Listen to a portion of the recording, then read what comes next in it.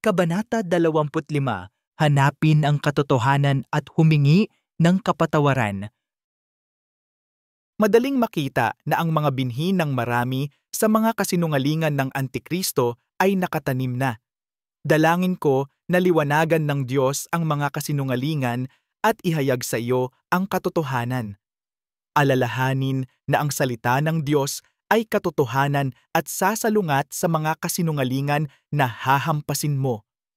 Gumugol ng oras sa salita ng Diyos araw-araw at aktibong saliksikin ang kasulatan kapag kailangan mo ng Diyos na ihayag ang kanyang katotohanan sa iyo. Ang talatang ito ay tungkol sa mga Berean.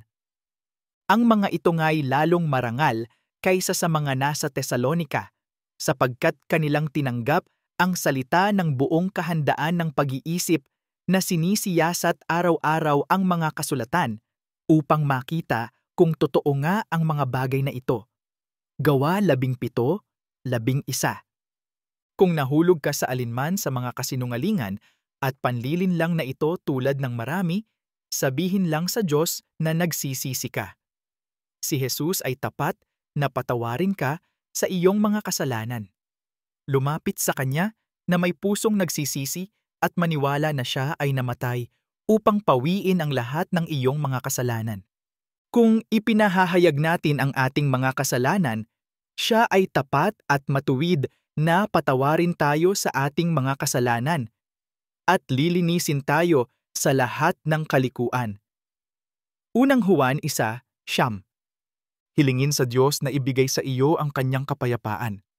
Babantayan nito ang iyong puso laban sa mga kasinungalingan, mga tukso, at masasamang pag-uugali na laganap ngayon.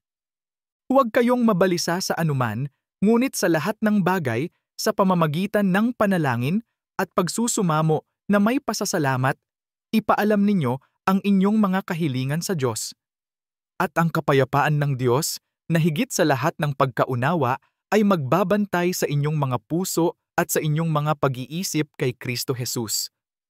Filipos 4:6-7. Patuloy na manalangin sa Diyos at hilingin sa Kanya ang kakayahang makilala ang katotohanan. Hindi niya ito ipagkakait sa iyo kung talagang hahanapin mo siya ng buong puso. Dahil dito, kami rin, mula ng araw na aming marinig ito, ay hindi humihinto sa pananalangin at paghiling para sa inyo, upang kayo ay mapuspos ng kaalaman sa Kanyang kalooban sa lahat ng espiritual na karunungan at pangunawa. Kolosas 1:9. Bigyan mo nga ang iyong lingkod ng isang maunawaing puso upang hatulan ng iyong bayan, upang aking makilala ang pagitan ng mabuti at masama. Sapagkat sino ang makahahatol nitong dakilang bayan mo? Ang kahilingang ito ay nakalugod sa Panginoon na hiningi ni Salomon ang bagay na ito. Unang Hari 3:9-10. Anak, huwag mong kalimutan ang bait at pag-unawa. Manatili sa kanila, sapagkat sila ay magpapaginhawa sa iyong kaluluwa. Para silang mga hiyas sa kwintas. Iniingatan kanila sa iyong daan at ang iyong mga paa ay hindi matitisod. Maaari kang matulog ng walang takot. Hihiga ka at matutulog ng mahimbing. Hindi ka dapat matakot sa biglaang sakuna o sa pagkawasak na dumarating sa masasama, sapagkat ang Panginoon ang iyong seguridad. Iingatan niya ang iyong paa na hindi mahuli sa bitag. Kawikaan 3:21-26 na bagong buhay na pagsasalin. Pagkatapos, kailangan mong patawarin ang iyong sarili sa paniniwala sa mga kasinungalingan. Hilingin sa Diyos na tulungan kang ilagay ito sa nakaraan at sumulong ng may panibagong lakas at kumpiyansa. Itinuring ni Apostol Pablo ang kaniyang sarili bilang pinuno ng mga makasalanan. Bago siya naniwala kay Jesus, tinakot niya ang mga tagasunod ni Jesus. Nagawa niyang ilagay ang lahat ng iyon sa nakaraan. Inaasahan niya si Jesus. Maaari mong gawin ang parehong.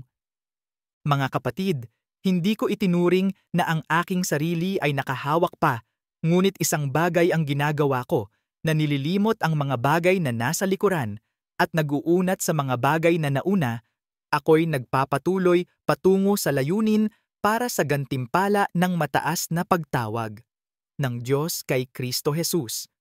Filipos 3:13-14. Alamin na ang Diyos ang iyong kanlungan at kanlungan. Bibigyan ka niya ng lakas upang malampasan ang panahong ito ng kapighatian. Ang Diyos ang ating kanlungan at kalakasan, isang kasalukuyang tulong sa kabagabagan. Kaya't hindi tayo matatakot, bagamat ang lupa ay nagbabago, bagaman ang mga bundok ay nayanig sa gitna ng mga dagat. Ang mga bansa ay nagngangalit, ang mga kaharian ay inilipat. Itinaas niya ang kanyang boses at natunaw ang lupa. Halika, tingnan mo ang mga gawa ni Yahweh, kung anong mga kasiraan ang ginawa niya sa lupa. Pinapatigil niya ang mga digmaan hanggang sa dulo ng mundo. Kanyang binabali ang busog at binabali ang sibat. Sinunog niya ang mga karo sa apoy. Manahimik ka at kilalanin mo na ako ang Diyos. Ako ay dadakilain sa gitna ng mga bansa. Ako ay dadakilain sa lupa. Awit 46, 1-2, 8-10. Kung naglagay ka ng iyong pananampalataya kay Jesus, hawakan ang tiwala na dulot ng iyong pananampalataya. Ikaw ay naligtas. Iyon lang ang mahalaga. Ngunit tayong nabubuhay sa liwanag ay maging malinis ang ulo, protektahan ng baluti ng pananampalataya at pag-ibig, at isuot bilang helmet ang pagtitiwala ng ating kaligtasan. Unang Tesalonica 5:8 New Living Translation.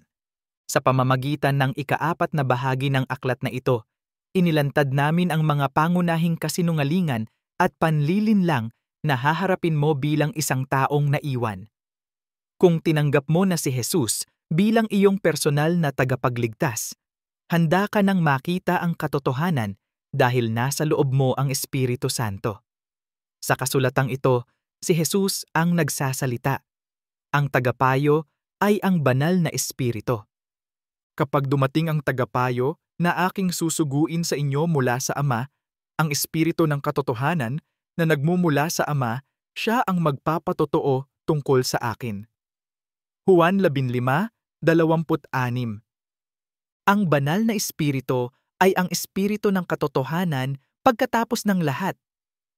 Siya ay mas dakila kaysa sa espiritu ni Satanas, ang espiritu ng kamalian na nasa mundo.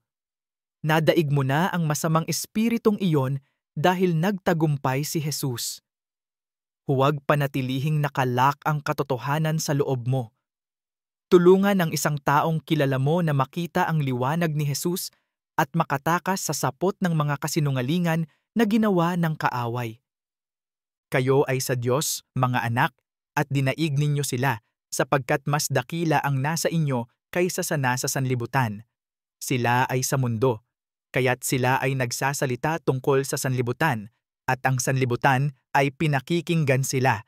Tayo ay sa Diyos. Siya na nakakakilala sa Diyos ay nakikinig sa atin. Siya na hindi sa Diyos ay hindi nakikinig sa atin. Sa pamamagitan nito, nakikilala natin ang espiritu ng katotohanan at ang espiritu ng kamalian. Unang Juan 4:4-6.